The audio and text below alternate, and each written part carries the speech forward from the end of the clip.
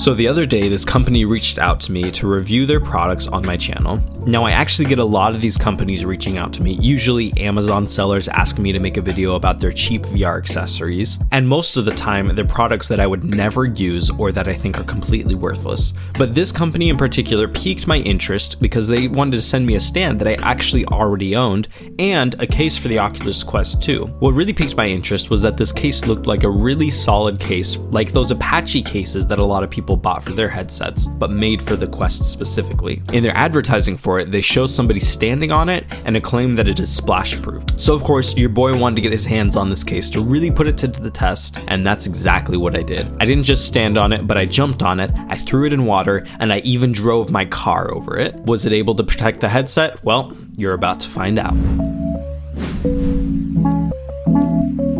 First, let's take a look at the stand that they sent me. In the box, it comes with a few standard accessories that everybody needs: a microfiber cleaning cloth and a lens cover. If you don't already have these two items, it might be worth buying this stand just to make sure that you have a good microfiber cloth to clean the lenses and something to cover the lenses to protect them from sunlight and dust. The stand itself is really easy to put together, and this is what it looks like all done. The headset goes on top and the controllers hang here on either side. Honestly, there isn't much to say about it. If you want a way to show off the headset to other people who come over to your house, this is absolutely the way to go if you want something cheap.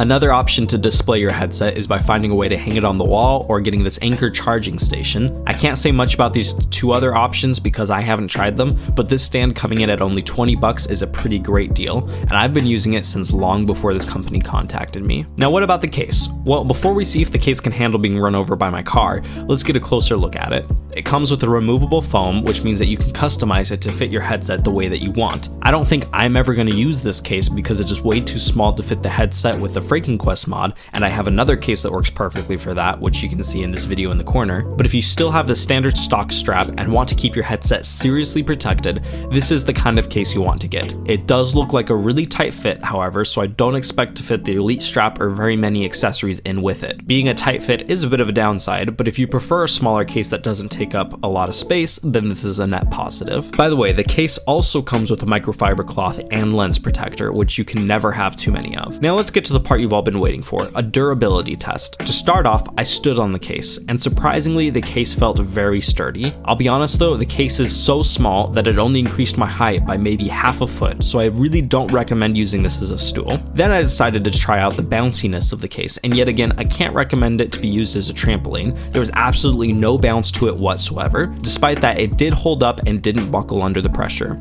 Now I wanted to see how it would hold up as a replacement umbrella. So let's just say hypothetically that you just took your headset to your girlfriend's house. Now this is a really hypothetical situation because we all know you don't have a girlfriend, but let's say you did and you brought it over because she said her parents weren't home. And obviously when a girl says that, she means she wants to play some Beat Saber with you. So you immediately grab your headset and run over to her house. And then on your way, it starts raining and all you have is your headset in this case. So of course, you hold it over your head because $300 equipment is less important than your glorious hairdo.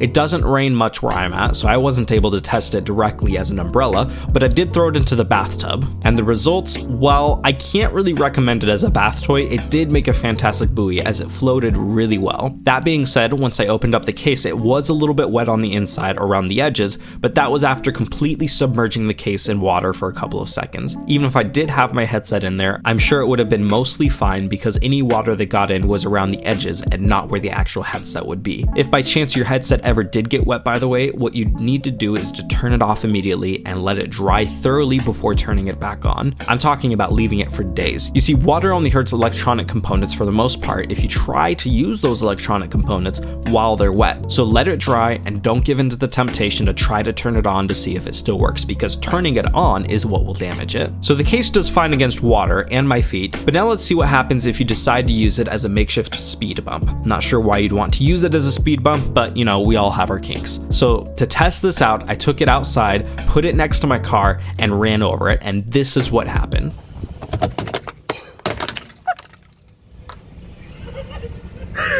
Holy crap. As you can see, the case did not stand a chance, so as a result, I cannot recommend this case as a good speed bump. It did, however, make a great ASMR prop. Despite the case not holding up against a car, it is still a great option to keep your Quest safe when you need to. It is extremely durable, slightly waterproof, and it'll fit the Quest great.